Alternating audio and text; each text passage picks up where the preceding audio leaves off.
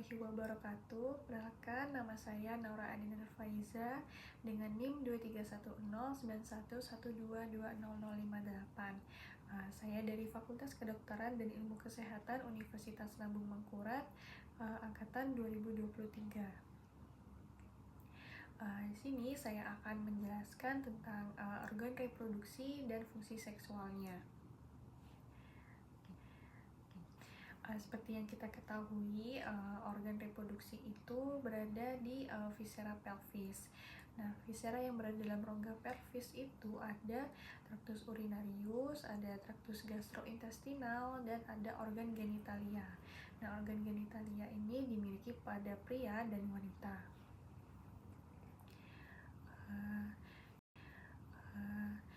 Saya akan menjelaskan lebih detail tentang organ genitalia pada pria dan wanita. Mungkin yang pertama saya akan menjelaskan tentang organ genitalia pada pria dahulu. Jadi organ genitalia itu terdiri dari terbagi menjadi dua, yaitu ada yang eksterna dan ada yang interna. Nah, organ genitalia eksterna itu berada di luar tubuh, sedangkan organ genitalia interna pada pria itu terdapat di dalam kavitas pelvis. Organ genitalia eksterna itu terdiri dari penis, uretra maskulina, dan skrotum. Sedangkan untuk organ genitalia interna itu terdiri dari testis, epididymis, vas deferens, funiculus spermaticus, dan kelenjar kelamin tambahan seperti glandula prostat, vesicula seminalis, dan kelenjar koper. Sebelum saya akan menjelaskan lebih detail tentang organ genitalia eksterna pada pria, jadi seperti yang kita ketahui, organ genitalia eksterna itu pada pria terdiri dari penis dan skrotum. Nah, skrotum itu membungkus testis, epididymis, dan bagian awal dari vas deferens. Nah, karena letak testis ini di luar tubuh, skrotum itu mempunyai fungsi untuk menyesuaikan suhu di sekitar lingkungannya, yang mana untuk pembentukan sperma atau spermatogenesis. Saya akan menjelaskan tentang penis, yaitu penis itu terbagi menjadi dua, yaitu ada penis bagian atas batang dan akar. Nah, untuk yang batang disebut dengan corpus penis, dan yang akar disebut radix penis. Seperti pada di gambar, ujung distal pada penis itu dipertebal menjadi glans penis yang memiliki dinding pada luarnya itu disebut dengan corona glandis. Nah, dalam keadaan tidak ereksi, glans penis ini ditutupi sama preputium penis yang dilekatkan oleh frenulum rectii ke bagian bawah penis. Nah, seperti yang kita pelajari juga di histologi, penis itu tersusun dari sepasang corpora cavernosa penis yang dikelilingi atau dibungkus oleh tunika albuginea dan dipisahkan oleh septum penis, dan juga tersusun dari corpus cavernosum uretra atau bisa disebut juga corpus spongiosum penis yang mengelilingi uretra. For your information, ada suatu prosedur tindakan bedah yang dinamakan sirkumsisi atau yang biasa kita ketahui sunat. Nah, sunat itu adalah suatu prosedur tindakan bedah untuk membuang sebagian preputium penis atas indikasi agama dan medis. Selanjutnya saya akan menjelaskan tentang skrotum. Nah, skrotum itu dibagi menjadi dua bagian. Dari sebelah bagian luar itu oleh rape skroti, dan dari sebelah dalam oleh septum skroti. Nah, dinding skrotum ini terdiri atas kulit yang relatif banyak berpigmentasi. Di bawahnya terdapat jaringan subkutis bebas lemak dengan otot polos atau bisa disebut tunika dartos yang membantu meregulasi temperatur. Nah, di sebelah dalamnya lagi terdapat lapisan yaitu fascia spermatica externa, fascia kresmatica, dan fascia spermatica interna.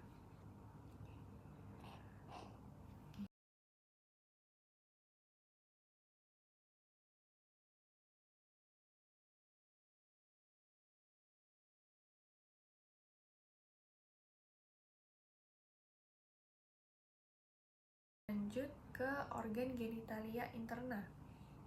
Nah, pada organ genitalia interna pria ini merupakan organ reproduksi dengan berbagai fungsi ya.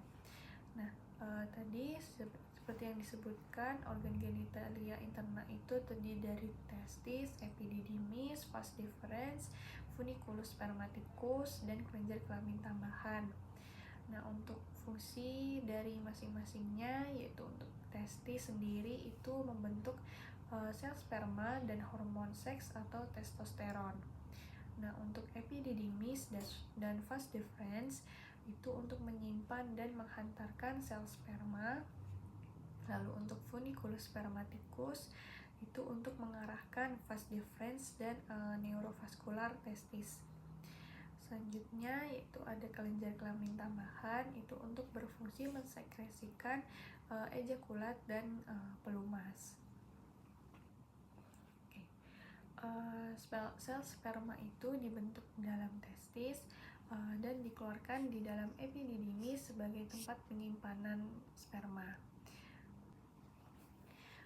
Sebelum saya menjelaskan detailnya, untuk informasi saja, jadi sel sperma itu dibentuk di dalam testis dan dikeluarkan di dalam epididymis sebagai tempat penyimpanan spermanya itu. Nah, pada waktu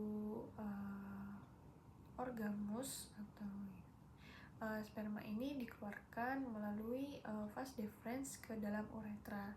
Nah, di sini sperma itu bercampur dengan sekret dari glandula prostat dan vesicula seminalis menjadi ejakulat. Nah, sebelum dikeluarkan melalui penis. Nah, sekresi ejakulat ini penting untuk nutrisi sperma dan membentuk pembuahan. Nah, selama fase ereksi ini, kelenjar Cooper juga siap memberikan sekretnya yang berfungsi sebagai pelumas vagina perempuan. Selain membentuk sperma, testis itu juga memiliki fungsi untuk membentuk testosteron. Untuk testis, nah testis ini berbentuk ovoid dengan berat 10-14 gram dan mempunyai ukuran panjang sekitar 4 cm dan ukuran lebarnya yaitu 2,5 cm. Nah, setiap testis ini mempunyai facies medialis dan facies lateralis yang berbentuk konveks. Nah, testis itu mempunyai kapsula yang terdiri atas 3 lembar lapisan, yaitu ada tunica vaginalis, tunica albuginea, dan tunica vasculosa. Lalu untuk epididymis, nah epididymis ini berbentuk suatu saluran yang berkelok-kelok sepanjang kira-kiranya 5-6 meter dan dilanjutkan menjadi vas deferens. Nah, epididymis ini terdiri atas kaput, korpus, dan cauda epididymis.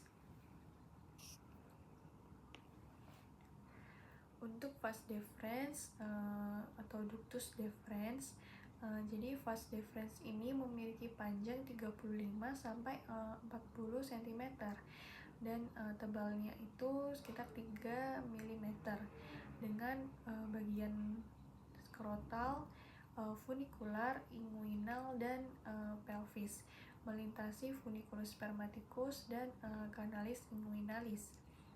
Vas deferens ini merupakan lanjutan dari cauda epididymis yang berbentuk saluran seperti tempat mengalir spermatozoa dari testis sampai uretra.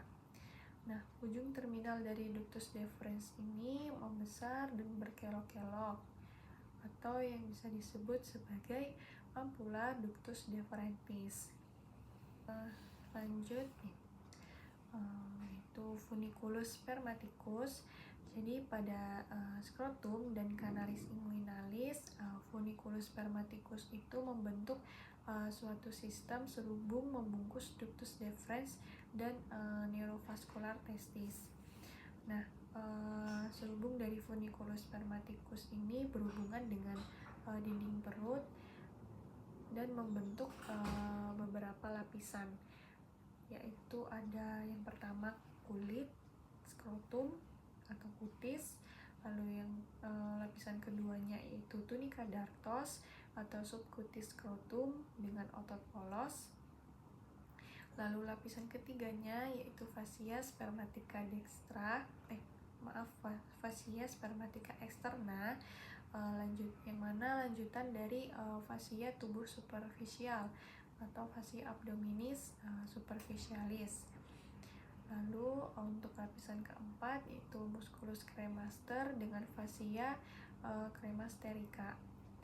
Lalu yang lapisan kelima yaitu fascia spermatica interna, yang mana lanjutan fascia transversalis. Lalu lapisan terakhir yaitu tunica vaginalis testis. Nah, isi dari funiculus spermaticus itu ada ductus deferens dengan arterinya, lalu ada arteri testicularis yang mana cabang dari aorta abdominalis, dan lalu ada nervus genitofemoralis, lalu ada juga pembuluh limfa yang nantinya menuju nodus lymphoideus lumbalis, dan yang terakhir yaitu ada serabut saraf otonom dan di mana cabang plexus aorta abdominalis juga. Lanjut ke kelenjar kelamin tambahan. Nah, kelenjar kelamin tambahan ini terdiri dari glandula prostat, ada glandula vesiculosa atau vesicula seminalis, sama kelenjar Koper atau bisa disebut juga glandula bulbouretralis, proximal pars spongiosa uretra. Untuk penjelasan organ genitalia eksterna dan interna pria sudah selesai. Saya akan melanjutkan menjelaskan arteri atau vaskularisasi pada organ genitalia eksterna pria dahulu. Jadi pada penis itu vaskularisasi oleh 3 arteri, yang mana 3 arteri ini tuh cabang dari arteri pudenda interna. Yang pertama itu ada arteri dorsalis penis, ada arteri profunda penis, dan arteri bulbi penis. Nah, untuk aliran darah balik oleh 3 vena itu vaskularisasi oleh vena dorsalis superficialis penis, ada vena dorsalis profunda penis, dan vena bulbi penis. Selanjutnya untuk skrotum itu divaskularisasi oleh arteri pudenda interna juga, dan ada juga arteri arteriae pudenda eksterna, serta ada arteri cremasterica, dan untuk venanya itu nama-namanya mengikuti arterinya. Jadi untuk informasi tambahan saja, organ genitalia eksterna laki-laki itu dipersarafi secara otonom, dan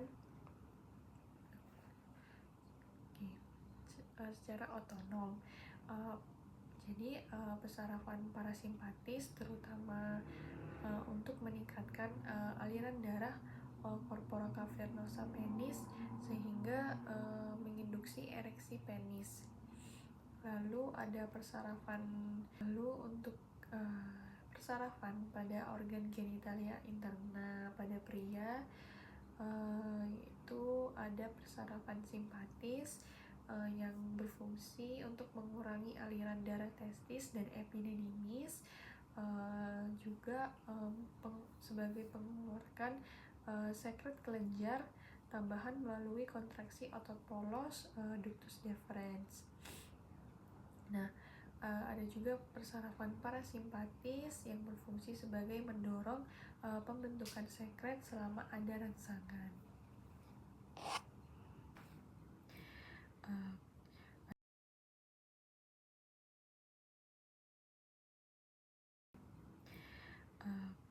Baik, selanjutnya saya akan menjelaskan tentang organ genitalia wanita, yang mana juga sama seperti pria. Organ genitalia pada wanita juga terbagi menjadi dua, yaitu ada eksterna dan interna. Nah, untuk organ genitalia untuk organ genitalia eksterna ini, pada organ genitalia eksterna ini terdapat vulva. Nah, vulva ini meliputi seluruh struktur eksternal yang dapat kita lihat mulai dari pubis hingga perineum. Nah, vulva ini terdiri dari mos pubis, labia mayor, labia minor, klitoris, vestibulum vagina, lalu ada bulbus vestibuli dan ostium vagina. Nah, untuk mos pubis sendiri yaitu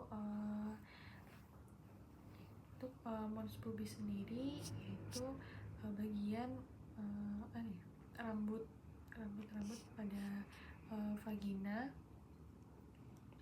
yang mana itu tumbuh setelah pubertas ya. Jadi setelah pubertas nantinya vagina ini ditutupi oleh rambut pubis atau mos pubis ini. Nah, lalu lanjut ke labia mayor. Jadi labia mayor ini merupakan bibir-bibir besar yang berisi jaringan lemak. Selanjutnya labia minor. Untuk labia minor ini seperti namanya minor, jadi bibir-bibir kecil,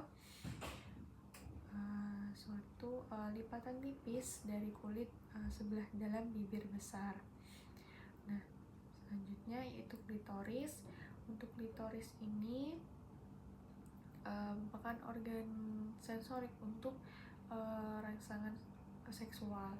Nah, pada klitoris ini tuh penuh dengan urat saraf. Jadi klitoris ini tuh sangat sensitif. Nah, juga di bawah klitoris itu terdapat ostium uretra externum.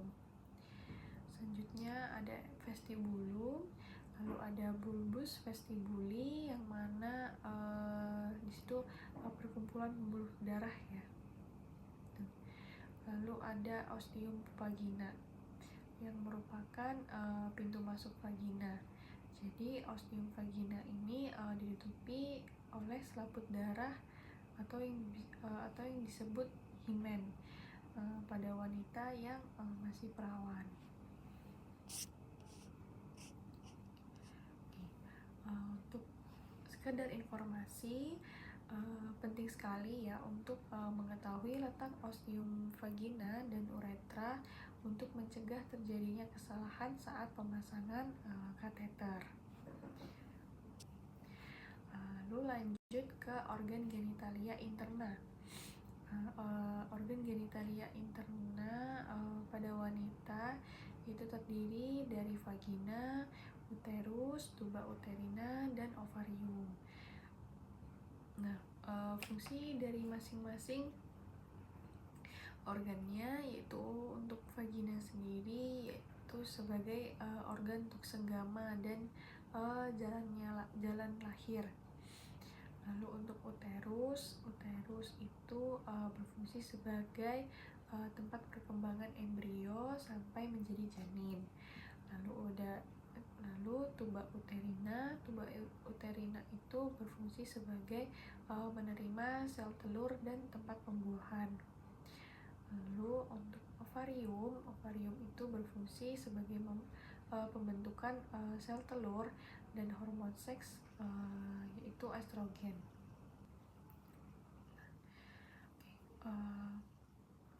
Seperti yang dijelaskan tadi ya, vagina itu berfungsi sebagai organ senggama dan sebagai jalan lahir. Nah, vagina ini memiliki panjang sekitar kurang lebih 10 cm. Nah, vagina ini juga merupakan penghubung antara introitus vagina dengan uterus. Nah, di dalam vagina itu ada yang bentuknya itu berlipat-lipat. Nah, itu disebut sebagai rugae. Nah, rugae vaginalis. Di tengahnya terdapat bagian yang lebih keras. Nah, di dalam vagina nanti itu ada bentuk atau struktur yang berlipat-lipat disebut rugae atau rugae vaginalis. Nah, lipatan ini atau rugae vaginalis ini itu memungkinkan untuk berfungsi sebagai melebarnya pada saat persalinan sesuai dengan fungsinya sebagai bagian lunak jalan lahir. Jadi rugae vaginalis ini membantu melebarnya otot-otot pada saat persalinan.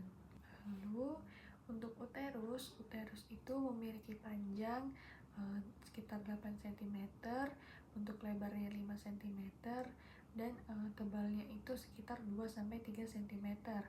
Nah,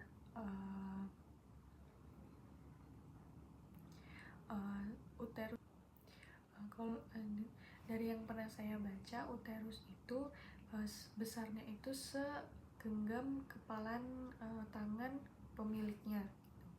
Tetapi saat hamil itu uterus itu bisa mencapai beratnya hingga 1 kilo, dan kalau pada usia lanjut itu beratnya akan sangat berkurang juga sesuai dengan berkurangnya usia.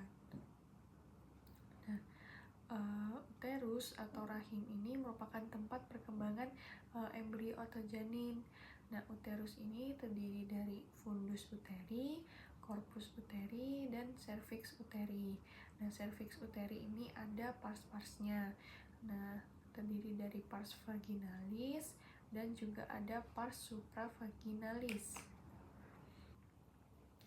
Lalu terdapat lapisan juga pada dinding uterus dari yang paling terluar yaitu mukos. Dari yang paling Nah, pada uterus ini juga ada dinding uterus yang memiliki 3 lapisan, yang mana dari dalam keluar itu ada mukosa atau bisa disebut dengan endometrium, lalu ada lapisan otot polos atau disebut dengan myometrium, lalu yang paling terluar itu adalah lapisan peritoneum uterus atau bisa disebut sebagai perimetrium. Lalu untuk tuba uterina ini menghubungkan antara ovarium dengan uterus. Tuba uterina ini memiliki panjang sekitar 10-14 cm. Nah, tuba uterina ini juga memiliki beberapa pars. Itu ada pars uterina atau interstitialis, lalu ada pars ismica atau pars ismus, lalu ada pars ampulla, dan ada infundibulum. Pada infundibulum itu terdapat fimbriae. Nah, fimbriae ini penting untuk nantinya menangkap sel telur dan menyalurkan telur ke tuba Fallopi. lanjut. Lalu untuk ovarium itu terdapat 2 buah, yaitu ada ovarium kiri dan kanan. Nah, pada usia reproduksi, ovarium itu berukuran 4 dikali 2 dikali 3 cm dengan berat 7-14 gram dan berbentuknya itu oval. Nah, pada kehamilan ukurannya itu akan membesar 2 kali lipat, sedangkan ovarium akan mengecil setelah menopause.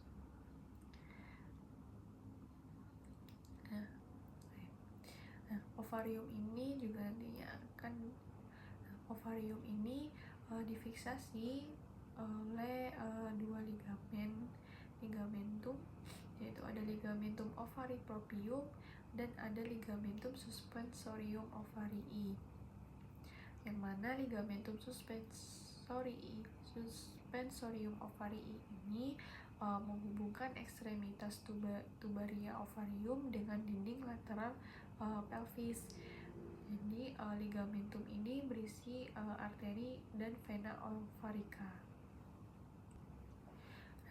Untuk vaskularisasi pada organ genitalia interna itu ada 3, yaitu ada 3 arteri yang berasal dari aorta abdominalis dan arteri iliaca interna.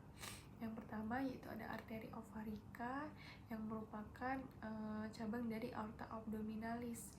Lalu ada arteri uterina yang merupakan cabang dari arteri iliaca interna, dan ada arteri vaginalis yang merupakan cabang dari arteri iliaca interna juga, yang memperdarahi vagina nantinya.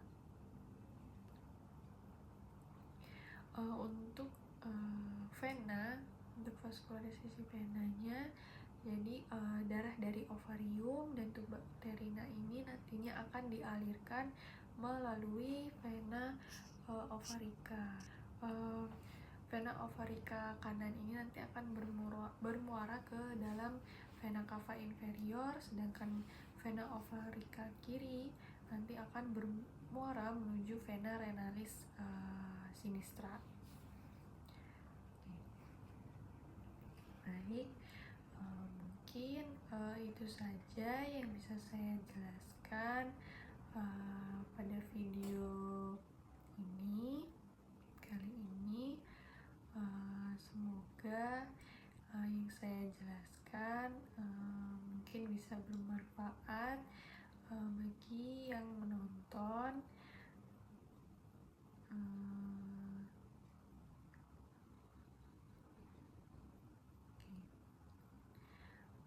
Mungkin itu saja dari saya. Terima kasih. Wassalamualaikum warahmatullahi wabarakatuh.